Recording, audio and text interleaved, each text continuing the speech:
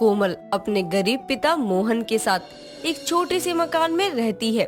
पढ़ी लिखी होने के बावजूद कोमल कहीं नौकरी नहीं कर सकती थी, क्योंकि उसके गांव में कोई लड़कियों को नौकरी पर रखता ही नहीं था। साथ ही कोई ऐसा अच्छा काम भी नहीं था जो कोमल कर सके। इसीलिए वो एक दिन अपनी शिक्षा का इस्तेमाल करने का सोचते हुए अपने पिता से बोलती है। पिताजी, मैं कहीं दूर काम करने तो जा नहीं सकती और गांव में मेरे मुताबिक कोई काम भी नहीं है, तो क्यों ना मैं अपनी पढ़ाई का इस्तेमाल करके एक छोटी सी पाठशाला खोल लूं। इससे गरीब घर के बच्चों को शिक्षा मिलेगी और मुझे भी अपनी शिक्षा का सही इस्तेमाल करने का जरिया। बेटा, ये विचार तो बहुत अच्छा है, लेकिन तुझे लगता है इस गांव के लोग तेरे पास अपने बच्चे को भेजेंगे क्योंकि तू पढ़ी लिखी है? इसी बात से यहाँ सब चिढ़ते हैं कि लड़की होकर मैंने तुझे पढ़ाया। लेकिन पिताजी, इस गांव में कुछ लोग आपके जैसे सोच भी रखते होंगे ना, जो अपने बच्चे लड़के हो या लड़की उनको शिक्षित करना चाहे, लेकिन पैसों की तंगी के कारण ना कर पा रहे हो। ऐसे लोगों के लिए मेरी पाठशाला होगी। हाँ बेटा, तेरा विचार बहुत अच्छा है, मैं इसमें तेरे साथ हूँ। हम आज ही तेरी पाठशाला का प्रचार गांव में करेंगे। कोमल को अपने पिता की हाँ सुनकर बहुत खुशी होती है, क्योंकि उसके पिता ही थे जो उसे उसके हर काम में सपोर्ट करते थे। उसी दिन काम खत्म करके मोहन अपनी बेटी के साथ गांव के घर में अपनी बेटी की पाठशाला के बारे में जाकर बताते हुए बोलते हैं। बहन जी, मेरी बेटी पाठशाला खुल रही है, अपने बच्चों को भेजना पढ़ने के लिए, मुफ्त शिक्षा दी जाएगी। काकी, कल मैं एक पाठशाला खोल रही हूँ, आप अपने घर के बच्चों को भेजना पढ़ने, कोई पैसा नहीं लिया जाएगा आपसे। दोनों बाप बेटी पूरे गांव में घूम घूम कर सबको पाठशाला की जानकारी देकर घर आते हैं, जहां कोमल अपने पिता से बोलती है। पिताजी, क्या लगता है आपको कि कोई भेजेगा अपने बच्चों को मुझ गरीब की पाठशाला में? बेटा, अच्छों के साथ अच्छा होता है, तेरा इरादा नेक है तो तुझे सफलता जरूर मिलेगी। कोमल खुद पर विश्वास रख के अगले दिन सुबह सुबह अपने घर के आंगन में एक स्टैंड पर ब्लैक बोर्ड रख लेती है और उसके सामने चटाई बिछा लेती है। काफी देर तक इंतजार करने पर भी जब कोई बच्चा नहीं आता तो वो निराश होकर अपने पिता से बोलती है। पिताजी, लगता है मुझ गरीब की पाठशाला में कोई नहीं आएगा। इतने में वहाँ पर गांव की एक औरत माला अपनी 5 साल की बेटी और 4 साल के बेटे के साथ आती है और कोमल से बोलती है। कोमल बिटिया, ये मेरे बच्चे राजू और मुन्नी हैं। इनके पापा मजदूरी करते हैं और इतने पैसे में हमारा घर ही मुश्किल से चलता है। कल तुम्हारी इस पाठशाला के बारे में सुना, ज्यादा पैसे नहीं दे पाएंगे हम। क्या तुम फिर भी हमारे दोनों बच्चों को पढ़ा दोगी, ताकि भविष्य में ये हमारे जैसे दिन ना देखे? कैसी बात करती हो काकी, ये पाठशाला मैंने इसीलिए खोली है ताकि मुझ जैसे और भी गरीब बच्चे जो शिक्षा प्राप्त करना चाहते हैं लेकिन पैसों की तंगी के कारण नहीं कर पा रहे, वो मेरी इस पाठशाला में आएंगे। आपको यहाँ पैसे नहीं देने, बस अपने बच्चों को कॉपी किताब दिलवा देना, बाकी इनकी शिक्षा मुफ्त होगी। सच में दीदी, हम दोनों भी पढ़ पाएंगे? हाँ मुन्नी, लेकिन वो पल नहीं पढ़ होता है। तुम दोनों भी पढ़ पाओगे और बड़े होकर बहुत अच्छे इंसान बनोगे। चलो आओ बैठो। अपनी पाठशाला में दोनों बच्चों को देखकर कोमल बहुत खुश होती है और वो उन दोनों को बहुत अच्छे से पढ़ाने लगती है। धीरे धीरे माला की तरह गांव के और भी लोग अपने बच्चों को कोमल की पाठशाला में भेजते हैं, जिसके चलते अब गरीब की बेटी की पाठशाला गांव में चर्चा का विषय बन गया था। और एक दिन गांव के जमींदार रघुवेंद्र सिंह, जिसके गांव में 3 स्कूल चलते थे, उसको इस बात का पता चलता है तो वो उन तीनों स्कूलों के प्रिंसिपल को बुलाकर कहता है।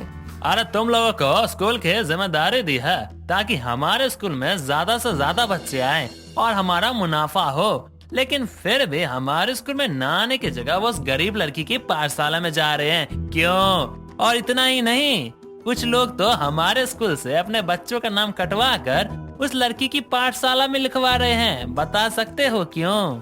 रघुवेंद्र की बात सुनकर स्कूल की फीमेल प्रिंसिपल उससे बोलती है।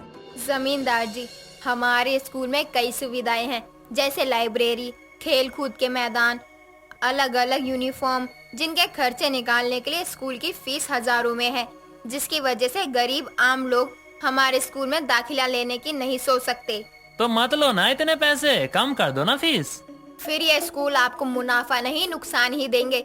अब ये आप ही बताइए, अगर नुकसान झेल कर स्कूल चलाना है तो हमें कोई दिक्कत नहीं है, लेकिन एक बात बता दूं जमींदार जी, हम लोग तो शिक्षा बेच रहे हैं, पर वो लड़की शिक्षा बांट रही है, इसलिए उसे जलने की छोड़ दीजिए। अमीरों के बच्चे तो आ ही रहे हैं ना आपके स्कूल में, गरीबों को ले लेने दीजिए मुफ्त की शिक्षा। लगता है आपको अपनी नौकरी प्यारी नहीं है प्रिंसिपल साहिबा। और ये स्कूल ना मैंने ना नुकसान झेलने के लिए नहीं खोले हैं। अब जाइए आप सब यहाँ से, मैं नुकसान नहीं झेल सकता। मुझे इस गरीब की बेटी की पाठशाला का कुछ तो करना होगा।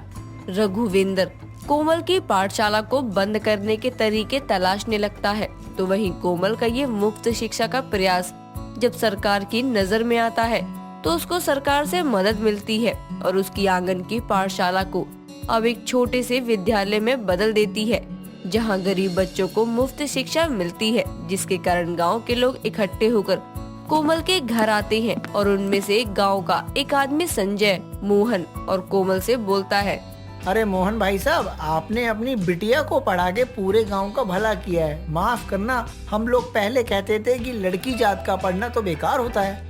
हाँ भाई साहब, गांव वालों ने आपको कितना बुरा भला भी कहा था जब आपने अपनी बिटिया को गांव से बाहर स्कूल पढ़ने के लिए भेजा था।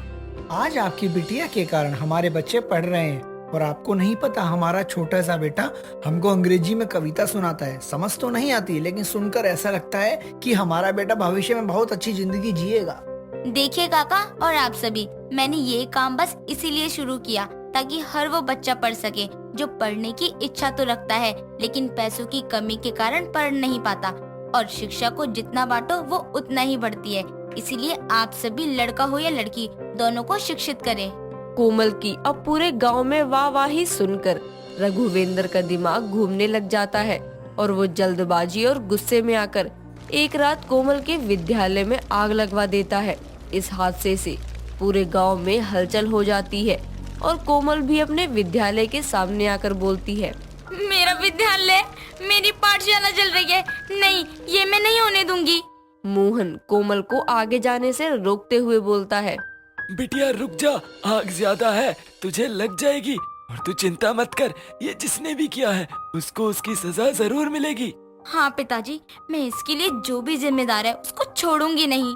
गरीब बच्चों के विद्यालय को बचाने के लिए पूरा गांव सामने आता है और जल्दी से सारी आग बुझा देता है। कुछ ही दिनों में विद्यालय को गांव वाले दोबारा से मरम्मत करके ठीक कर देते हैं और कोमल बच्चों की पढ़ाई रुकने नहीं देती।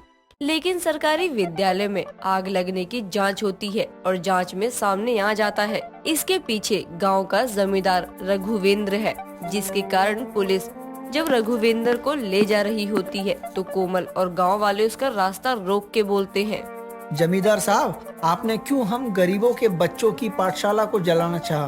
अरे हम गरीब आपके स्कूल में बच्चों को भेज नहीं सकते, तो आप हमारे बच्चों से पढ़ने का हक ही छीन लोगे? आप जैसे लोग तो अपना मुनाफा देखते हैं। अपने स्कूल में इतनी फीस रख के पहले गरीबों के बच्चों को दाखिला नहीं देते हैं, फिर अगर वो कहीं पढ़ रहे हो तो आपसे ये भी नहीं देखा जाता। शांत हो जाइए आप सभी। और जमींदार साहब, आपने जो किया उसका कोई फायदा नहीं हुआ आपको। अब देखिए, मेरी पाठशाला तो यूं ही चलेगी, लेकिन आपकी इस हरकत से आपके स्कूल पर असर आएगा और आपके कारण कितने बच्चों की शिक्षा आधे में ही रुक जाएगी। मेरे और मेरे स्कूल की चिंता करने की कोई जरूरत नहीं है। अपनी मुफ्त की पाठशाला में इन बच्चों को पढ़ा, और मैं इन जैसे लोगों को अपने विद्यालय में इसलिए दाखिला नहीं देता क्योंकि गरीब जितना भी पढ़ ले, गरीब का गरीब ही रहेगा। यकीन नहीं है तो खुद देख लो। पुलिस रघुवेंद्र को वहां से ले जाती है और कोर्ट में उसके जुर्म के लिए उसको जेल तो होती है, लेकिन उसके स्कूल को सरकार के अंतर्गत कर लिया जाता है, जिसके कारण वहां के बच्चों की पढ़ाई नहीं रुकती। तो वहीं इतने समय से मुफ्त शिक्षा दे रही कोमल को सरकार की तरफ से अब विद्यालय चलाने के लिए वेतन मिलने लगता है और अब इस गांव के साथ साथ आसपास गांव के पढ़े लिखे लोग भी अपने अपने बल पर गरीबों के लिए मुफ्त पाठशाला खोलने लगे ताकि घर घर तक शिक्षा को पहुंचाया जा सके।